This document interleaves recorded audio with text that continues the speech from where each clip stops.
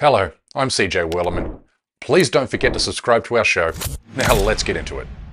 I want you to take a close look at this photograph here.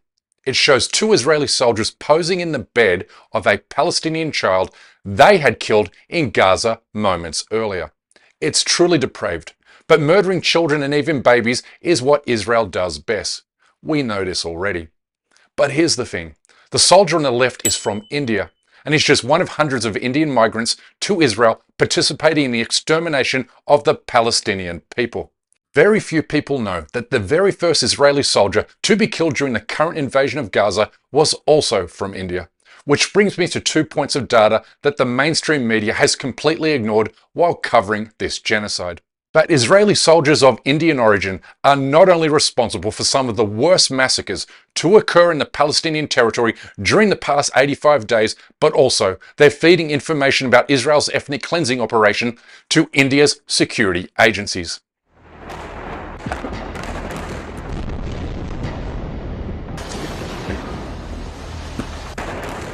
Members of the Indian community are taking on Hamas terrorists in Israel.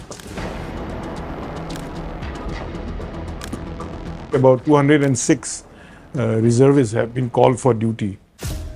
Their genocide operations are supported by Indian military intelligence gathering efforts, a byproduct of the close intelligence sharing relationship India enjoys with Israel, as revealed recently by the former National Security Advisor to Benjamin Netanyahu. There has been intelligence cooperation between Israel and India over the years. It's a long cooperation, and I had the privilege of being in it, and I recall visits to India, heading delegations to talk with Indian counterparts and colleagues. Last month, the Israeli ambassador to India boasted that he could create an entire Israeli army with the number of volunteers he has received from Hindu nationalists in India, who are just itching to kill Muslims wherever they can find them. But let's first focus on the hundreds of Indian Jewish soldiers who are currently in Gaza, killing Palestinians and blowing up schools and mosques, while also sharing information about Israel's genocidal methods with Indian military officials. Information and intelligence that's helping the Modi regime develop its own blueprint for genocide in India and Kashmir. I mean, it's already been reported that Israel's barbarity in Gaza has become a great source of inspiration for the Modi regime. And we also know the Indian government is studying closely the tactics and strategies deployed by the Israeli military in Gaza, along with the propaganda narratives used by the Israeli government, leading many experts to conclude that Muslims in Kashmir are now in great danger of ethnic cleansing in the name of Indian self-defense. India's genocidal plans for Kashmir were accidentally made public in 2019, when an Israeli diplomat in the United States let slip that India will adopt the Israel model to ethnically cleanse the Muslim population and resettle Indian Hindus. Because we already have a model in the world. I don't know why we don't follow it. It has happened in the Middle East. You have to look at if the Israeli people can do it, we can also do it. Yeah. I think we should just follow from there and push our leadership.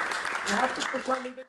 And now that India has watched the international community do absolutely zero to punish Israel or stop the genocide in Gaza, Kashmiri leaders are now sounding the alarm.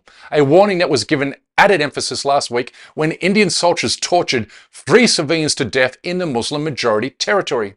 The Modi regime figures that if Israel can get away with murder in territory it illegally occupies, then so can India.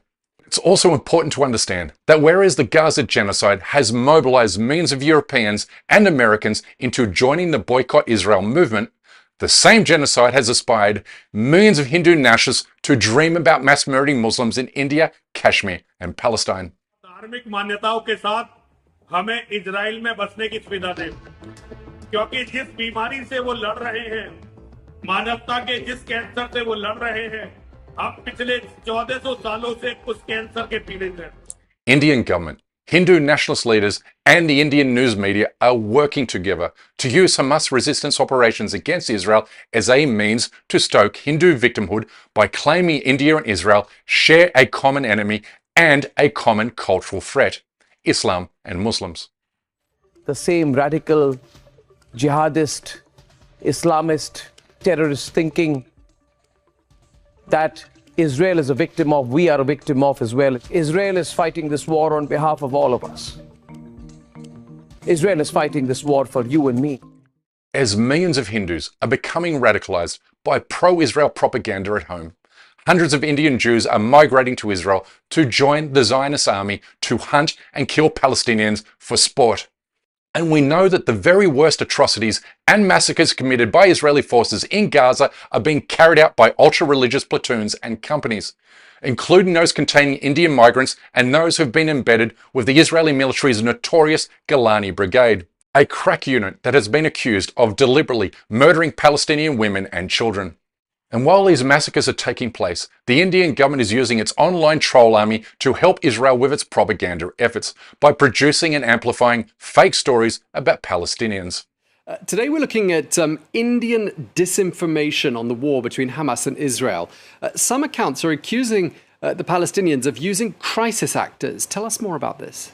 That's right, Tom. It's the ongoing war between Israel and Hamas. There's this 26-second video that's been a viral video that's been circulating amongst Indian social media accounts with Islamophobic and pro-Israeli tendencies. A video that alleges to show Palestinians staging their war injuries. Synchronicity between India and Israel also extends to the economic realm, with the Modi and Netanyahu relationship helping secure deals that will funnel billions of dollars into Israeli startups and other businesses at a time when Israel faces growing economic isolation stemming from the growing boycott movement. Out there. Now, if you've been keeping up, you can already see a trend. Indian companies are acquiring some of the largest companies in Israel, and these are not just the sole acquisitions out there. That should immediately set in stone just how important Israel has become to India and vice versa. Finally, a new report shows that the Israeli regime plans to permanently replace Palestinian workers with 81,000 foreign workers this year, with a majority to come from India. It's important you know what's happening in the background between India and Israel, because the genocide taking place in Gaza will continue long after the bombs stop falling on the Palestinian territory, particularly given Israel has telegraphed its intent to forcibly expel survivors to Egypt, a move that will bring further economic and diplomatic isolation to the Zionist state. Which means that Israel will need powerful friends and allies like India to keep its economy afloat. So, if our efforts to liberate the Palestinian people are to be highly effective, then we must identify and include Indian products in the Boycott Israel movement. This will not only help save Palestinians from further injustice, but also hundreds of millions of Muslims in India and Kashmir. This program is dedicated to bringing peace and equality to Palestinians, Kashmiris, and Indian Muslims. Anyway, that's my time for today.